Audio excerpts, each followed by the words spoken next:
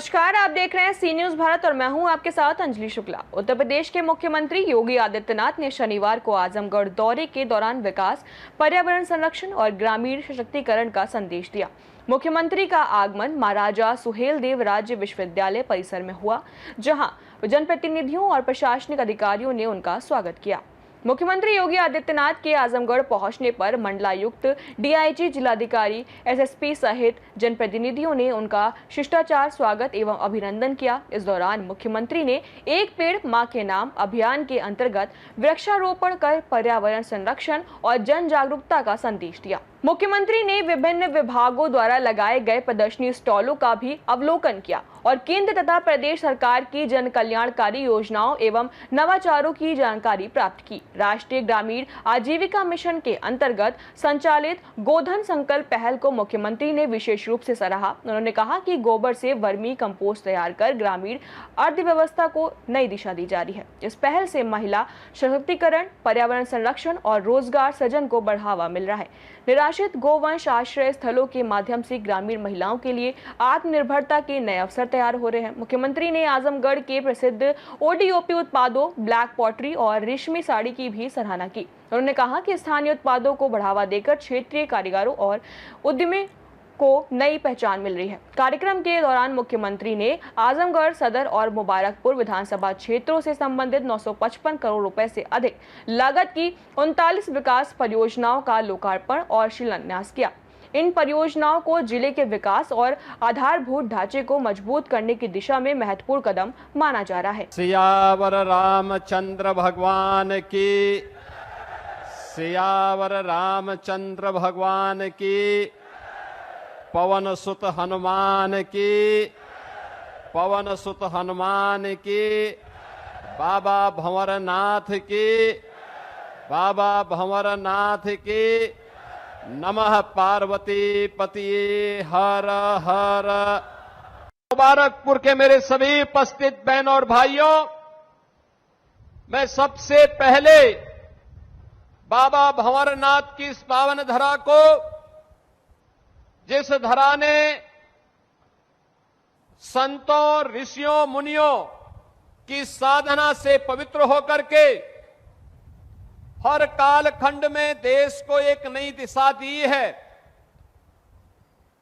इस पावन धरा को कोटि कोटि नमन करते हुए राष्ट्र गौरव के प्रतीक महान वीर सेनानी महाराज सुहेलदेव के नाम पर स्थापित इस विश्वविद्यालय में उस राष्ट्र नायक की स्मृतियों को भी नमन करते हुए आप सबका मैं अभिनंदन करता हूं, स्वागत करता हूं। बहनों और भाइयों, आज मुझे एक बार फिर से आजमगढ़ आने का अवसर प्राप्त हो रहा है।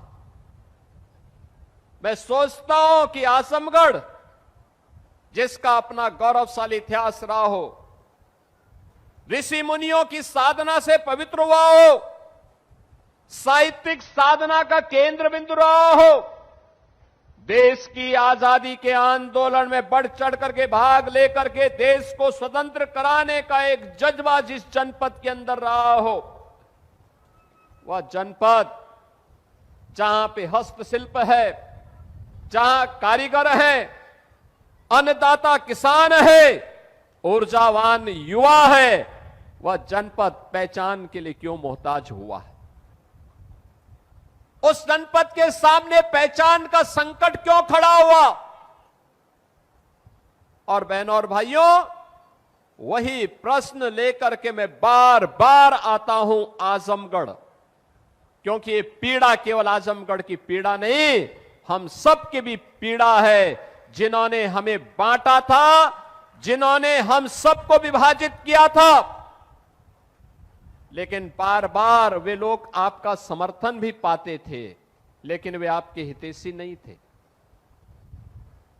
याद करिए 2017 के पहले का आजमगढ़ अपनी पहचान के लिए मोहताज था।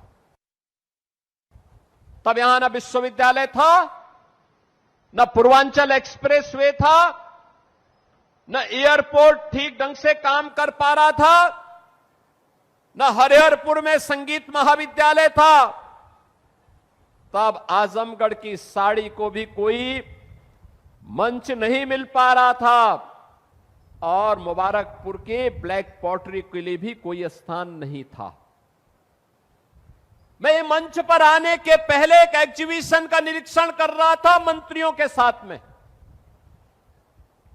ब्लैक पॉटरी से जुड़ा हुआ कारीगर और मुझे मिला और बड़े खुश होकर के उसने कहा कि जब से उत्तर प्रदेश में डबल इंजन की भाजपा और एनडीए की सरकार आई है, हमारा कारोबार कई गुना बढ़ा है। हम भी पैसा कमा रहे हैं, हमारे परिवार के लोग भी और हमसे जुड़े हुए लोग भी सम्मान का जीवन यापन कर रहे हैं। साड़ी वाला मुझे मिला, उसने भी मुझे यही बात कही। अन्नदाता किसान मिले तो वे भी मुझे यही बात कहे। और जो भी मुझे यहां से जुड़े हुए लोग मिले, उन्होंने अपनी एक नई कहानी यहां पर हमें सुनाई। बहनों और भाइयों, आज मैं आप सबसे यही कहने के लिए आया हूं, आज हमारा देश भारत एक नए भारत के रूप में दुनिया के अंदर अपना लोहा मना रहा है। 2014 के पहले का भारत कैसा भारत था, आप में से हर व्यक्ति जानता है। वह भारत जो अपनी पहचान के लिए तब मोहताज था। भ्रष्टाचार के नाम पर भारत की पहचान होती थी तो दुनिया के अंदर सम्मान नहीं था। देश की सुरक्षा में लोग सेंध लगाते थे, सरकार मौन रहती थी तो स्वाभाविक रूप से दुश्मन आंख दिखाता था। नक्सलवाद था, गरीब की कोई सुनवाई नहीं थी, उसके लिए कोई योजना नहीं थी। लेकिन आज मैं कह सकता हूं, नए भारत में प्रधानमंत्री मोदी जी के नेतृत्व में आज एक नए भारत का दर्शन हमारी पीढ़ी देख रही है। हम सब गौरवशाली हैं, एक नए भारत का दर्शन हम कर रहे हैं। जो काम कभी नहीं हो पाया, याद करिए, एक समय महाराज सुहेलदेव जैसा भारत का एक अमर सेनानी था, राष्ट्र नायक था। उन्होंने विदेशी आक्रांताओं को नाके चने चबाने के लिए मजबूर कर दिया था और उन्हें नेस्तनाबूद करने का काम किया। परिणाम था, विदेशी आक्रांता भारत की धरती पर नहीं आ पाता था, डर के मारे नहीं आता था। लेकिन जब हम आपस में बंटने लग गए, जाति के नाम पर, क्षेत्र के नाम पर, भाषा के नाम पर, परिवारवाद के नाम पर, परिणाम हम सबके सामने आया और परिणाम इस रूप में आया कि महाराज सुहेलदेव के बाद मोहम्मद घोरी का हमला हुआ।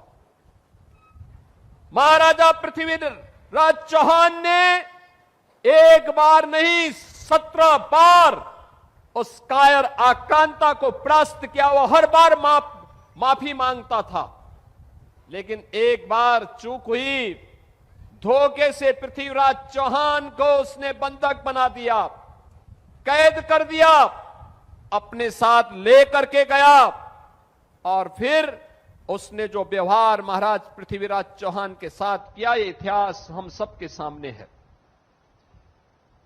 हम वही गलती बार बार करते रहे जिस गलती का प्रमार्जन 1000 वर्ष पहले महाराज सुहेलदेव ने किया था। उसके बाद की पीढ़ी उनसे प्रेरणा नहीं ले पाई। क्या होता था, बहराइच की चर्चा हुई, महाराज सुहेलदेव के नाम पर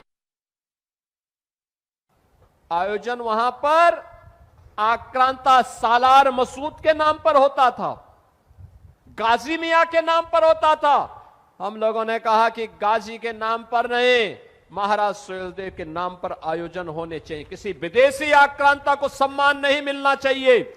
एक गुलामी का प्रतीक है और स्वतंत्र भारत, नया भारत गुलामी की किसी भी चिन्ह को और गुलामी के किसी भी प्रतीक को स्वीकार नहीं करेगा। आज परिणाम है, आप बहराइच में जाएंगे, अब वहां पर महाराज सुहेलदेव का भव्य स्मारक बन गया है। अब लगता है कि बहराइच अब अपनी पहचान के साथ, गौरव के साथ आगे बढ़ रहा है। और इसीलिए जब हमारी सरकार को आजमगढ़ में विश्वविद्यालय बनाने की बात आई, यहां के लोग मेरे पास आए थे। मैंने कहा विश्वविद्यालय बनेगा। अब विश्वविद्यालय किस नाम से बनेगा, यह भी बात आई। मैं धन्यवाद दूंगा यहां के जनप्रतिनिधियों को और प्रधानमंत्री मोदी जी को। मोदी जी ने कहा देखो 1000 साल पहले महाराज सुहेलदेव ने अपने शौर्य पराक्रम से एक विदेशी आक्रांता को पूरी तरह नेस्तनाबूद किया था।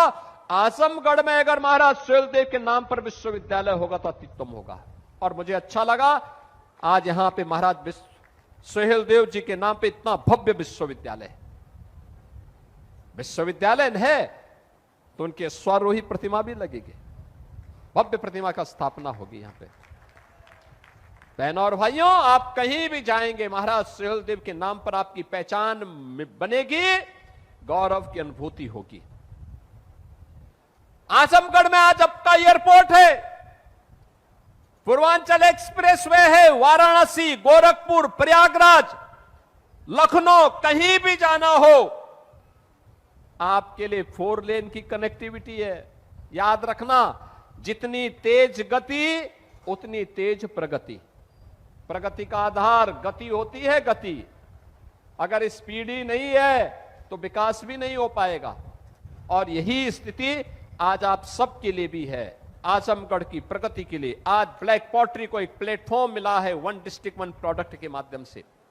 वाराणसी की साड़ी को एक मंच मिला है, आज वैश्विक स्तर पर उसको पहचान मिल रही है।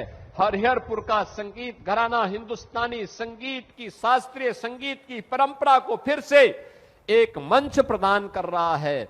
और निरहुआ जैसे कलाकार भी भोजपुरी की मिठास को पूरी दुनिया के अंदर पहुंचाने का काम कर रहे हैं। बहनों और भाइयों, मैं आज आप सबके सामने ही कहने के लिए आया हूं, ये वही दरा है जहां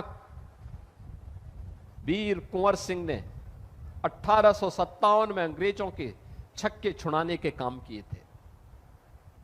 ये रागे रागों की धरती है, अयोध्या सिंह उपाध्याय हरिओत जी की धरती है, महान साहित्यकार की पावन धरा है। ये पावन धरा अपनी पहचान के लिए क्यों मोहताज हुई? क्यों हर आतंकी घटना में संजरपुर का नाम आता था? क्यों हर गलत कार्य के लिए आजमगढ़ को बदनाम किया जाता था? क्योंकि तब सरकार उस सोच की थी, सरकार नकारात्मक सोच रखती थी, अपने स्वार्थ के लिए यहां के युवाओं का दुरुपयोग करती थी। गरीब के लिए न शौचालय था, न मकान था, न स्वास्थ्य की सुविधा थी, न गरीब के लिए राशन की व्यवस्था थी। युवा के लिए नौकरी के बारे में राजभर जी ने आपको बताया, कैसे युवाओं की नौकरियों पे सेंध लगती थी और कैसे उनकी सौदेबाजी होती थी। बेटी के लिए कोई स्कीम नहीं थी, बेटी के लिए कोई स्कीम नहीं हुआ करती थी। बेटी के लिए न कोई स्कीम है, न उसके सुरक्षा की व्यवस्था, न उसकी पढ़ाई की व्यवस्था, न उसको आगे बढ़ने की व्यवस्था। और गरीब कन्याओं की शादी के लिए भी सरकार की स्कीम कुछ भी नहीं थी। निराश्रित महिलाओं के लिए कोई व्यवस्था नहीं, 300 रुपया पेंशन, बुजुर्ग लोगों के लिए 300 रुपया पेंशन, दिव्यांगजनों के लिए 300 रुपया महीना पेंशन मिलती थी। वह अभी 6 महीने में एक बार आ गई और उसमें भी आधा कमीशन खोरी में चला जाता था। आज मुझे बताते हुए प्रसन्नता है, बेटी के जन्म लेने से लेकर के स्नातक तक की पढ़ाई के लिए हमने व्यवस्था दी है, हमने उनके लिए व्यवस्था दी है। बेटी बेटी होती है, बेटी का सम्मान होना चाहिए। मैं पिछले दिनों देख रहा था, समाजवादी पार्टी के अध्यक्ष श्री अखिलेश यादव की पुत्री के खिलाफ कुछ लोगों ने गलत टिप्पणियां की थी। जैसे मेरे संज्ञान में आया, मैंने तत्काल पुलिस से कहा, मैंने कहा इसमें एफआईआर दर्ज कराओ। बेटी के खिलाफ कोई भी अपमानजनक टिप्पणी स्वीकार्य नहीं होनी चाहिए। बेटी बेटी होती है और हम तो संस्कार में पले बसे हैं जहां कहा जाता कि गांव की बेटी सबकी बेटी, गांव की बहन सबकी बहन। हमने तो कोई भेदभाव नहीं किया, लेकिन अखिलेश जी दूसरों को उपदेश देते हो, अपने चेले चपाटों को भी थोड़ा उपदेश दे दो कि अपनी भाषा को संयम कर ले। दूसरों के प्रति टिप्पणी करने के पहले स्वयं भी सोचा करो कि उनके लोग किस प्रकार की भाषा का प्रयोग बहन और बेटियों के प्रति, बुजुर्गों के प्रति, दिवंगत लोगों के प्रति और वरिष्ठ नेताओं के प्रति करते हैं। इसके बारे में उनको भी अपने लोगों को संस्कारित करने की आवश्यकता है। अच्छा होगा उनको समझाओ, और नहीं समझ सकते तो हमारे हवाले कर दो, हम उनको अच्छी तरह समझा देंगे। बहनों और भाइयों, आज बेटी की शिक्षा के लिए पैसा है तो बेटी की सामूहिक विवाह की स्कीम भी हमारे पास है। गरीब बच्चों की पढ़ाई के लिए सैनिल राजभर जी का विभाग अटल आवासीय विद्यालय भी बना रहा है और नई नई स्कीम लेकर के उनके उन्नयन के लिए कार्य कर रहा है। हर विभाग कुछ न कुछ नया कार्य करके आज विकास की प्रक्रिया के साथ जोड़ने का काम कर रहा है। ये काम 2017 और 2014 के पहले क्यों नहीं हुआ? क्यों नहीं हुआ? ये एक्सप्रेसवे 2017 के पहले क्यों नहीं बन पाया? ये विश्वविद्यालय क्यों नहीं बन पाया? नर्सिंग कॉलेज क्यों नहीं बन पाया? यहां पर अन्य सुविधाएं क्यों नहीं विकसित हो पाई? कारण था करने की इच्छा शक्ति नहीं थी। नौजवानों को नौकरी क्यों नहीं मिल पाई? ये कनेक्टिविटी इतनी अच्छी क्यों नहीं हो पाई थी? गोरखपुर जाने के लिए आज तो आजमगढ़ का व्यक्ति यहां से चलता है 1 घंटे में गोरखपुर, मात्र 1 घंटा। वाराणसी जाता है मात्र 1.5 से पौने 2 घंटे में वाराणसी पहुंचता है, 2.5 घंटे में लखनऊ पहुंचता है। यह है आज इतनी तेज आपकी गति बढ़ाने का काम। हर गरीब को सिर ढकने के लिए छत, हर गरीब के घर में शौचालय, हर बेटी की सुरक्षा की व्यवस्था, हर व्यापारी को भी सुरक्षा की व्यवस्था। हमने कहा है बिना भेदभाव के सुरक्षा दे देंगे, बिना भेदभाव के शासन की योजना से भी जोड़ेंगे। लेकिन अगर किसी ने गरीब की जमीन को हड़पने का काम किया, बेटी की सुरक्षा में सेंध लगाया और किसी व्यापारी के साथ भी जबरन करने का काम किया, तो फिर हम उसकी गारंटी नहीं ले पाएंगे। बहनों और भाइयों, आप सबसे मैं अपील करूंगा, नए भारत के साथ नए उत्तर प्रदेश को भी आगे बढ़ना पड़ेगा। नया भारत वैश्विक संकट में भी अपने लोगों को बचा रहा है। आपने देखा होगा कैसे भारत ने ऊर्जा संकट से देश को बचाया है, कैसे भारत अनवरत रूप से इस यात्रा को आगे बढ़ा रहा है। दुनिया त्रस्त है, लेकिन भारत के लोगों को मोदी जी के नेतृत्व पर गौरव की अनुभूति होती है। अभी एनडीए ने मोदी जी के 12 वर्ष निर्वाचित प्रधानमंत्री के पूरे होने पर उनके अभिनंदन के लिए दिल्ली में एक बड़ा कार्यक्रम रखा था। पूरे देश भर से लोग आए थे और सब ने अपने अपने यहां की नई कहानी को, नई गाथा को कहा, कैसे देश बदला है और कैसे भारत आज दुनिया के अंदर सिर उठा करके चलता है और दुश्मन के मान में घुस करके दुश्मन को भी ठिकाना लगाने का काम करता है। आज ये नए भारत के अंदर देखने को मिल रहा है। कोई सोचता था, मैं मानता हूं महाराज सुहेल देव होते, अयोध्या में राम मंदिर कभी नहीं टूटता। और महाराज सुहेलदेव नहीं थे, हम विभाजित थे, मंदिर टूटा। 500 वर्षों तक हम इंतजार करते रहे, संघर्ष करते रहे, युद्ध पीढ़ी दर पीढ़ी बदलती गई, वर्ष दर वर्ष बदलते गए, अयोध्या में राम मंदिर नहीं बन पाया। मोदी जी के आने के बाद डबल इंजन सरकार ने 500 वर्षों की समस्या का समाधान किया और अयोध्या में भगवान राम का भव्य मंदिर का निर्माण हुआ। क्या यह काम समाजवादी पार्टी कर पाती? मैं पूछना चाहता हूं आजमगढ़ वासियों से, आप लोग राम मंदिर के निर्माण से खुश हैं कि नहीं है? राम मंदिर का निर्माण आजाद भारत में तत्काल हो जाना चाहिए था कि नहीं होना चाहिए था? क्या यह काम कांग्रेस कर पाती? क्या यह काम समाजवादी पार्टी कर पाती? जब ये आपकी आस्था को सम्मान नहीं दे सकते, आपके पूर्वजों को सम्मान नहीं दे सकते, आपके देवी देवताओं का सम्मान नहीं कर सकते, तो आप इनके साथ जुड़ करके कौन सा बड़ा तीर मार देंगे? आप ये कुछ नहीं कर सकते, ये गरीबों का कल्याण नहीं कर सकते, ये विकास नहीं करा सकते, आपकी आस्था का सम्मान नहीं कर सकते, युवाओं को नौकरी नहीं दे सकते। इनको आप कहे सिर में ढो करके चलते हैं तो बोझा है व्यवस्था के लिए। इस बोझा को ढोइए मत। वर्तमान को सुधारने के लिए और उज्जवल भविष्य बनाने के लिए डबल इंजन सरकार के साथ, डबल स्पीड के साथ आगे बढ़ने की तैयारी करिए।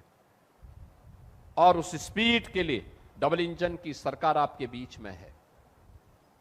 हमने तो यहां 10 विधानसभा थी और 2 लोकसभा है, बीजेपी का कोई नहीं जीता, लेकिन तब भी विकास से हमने वंचित नहीं होने दिया। आजमगढ़ को विकास किया इस उम्मीद के साथ कि निरुआ जीतेगा जरूर अगली बार।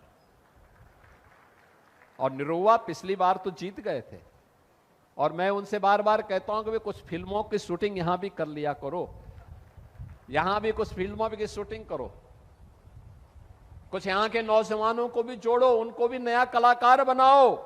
हरिहरपुर के विकास के लिए जिसने कला की हर विधा को आगे बढ़ाया है, उस पावन धरा को भी थोड़ा आगे बढ़ाओ। उनके साथ जुड़ करके वहां के नवोदित कलाकारों को एक मंच दो। आने वाली पीढ़ी कृतज्ञता ज्ञापित करेगी कला का सम्मान करने के लिए। हरिहरपुर को या फिर यहां की ब्लैक पॉटरी को या यहां की साड़ियों को, यहां के अन्नदाता किसानों को, यहां के ऊर्जावान नौजवानों के लिए एक मंच मिलना चाहिए। और उस मंच के लिए आजमगढ़ को आज तैयार होना चाहिए। आज इन्हीं शब्दों के साथ बहन और भाइयों, 1000 करोड़ रुपए की परियोजनाएं यहां आज आपको उपलब्ध करवाई जा रही हैं। केवल 2 विधानसभाओं की हैं, अन्य विधानसभाओं के लिए भी ऐसे ही आएंगे, बार बार आएंगे, क्योंकि आजमगढ़ को सुरक्षित भी बनाना है और समृद्ध भी बनाना है। और इसके लिए हम बार बार आएंगे इस विश्वास के साथ। आप सभी को मौसम की इतनी विपरीत चुनौती आई, ओम प्रकाश राजभर जी बोले कहीं टेंट उड़ेगा तो नहीं। हमने कहा जब तक हम हैं तब तक तो नहीं उड़ेगा। लेकिन मैं धन्यवाद दूंगा कि आप सब इतने धैर्य के साथ इस आंधी तूफान में भी बैठे रहे। क्योंकि मुझे एक बार लगा, जब बहुत तेज आंधी तूफान आई तो मुझे लगा कि ऐसा ना हो कि हम मंच के लोग ही बैठे रहे और सामने वाले भाग जाएं।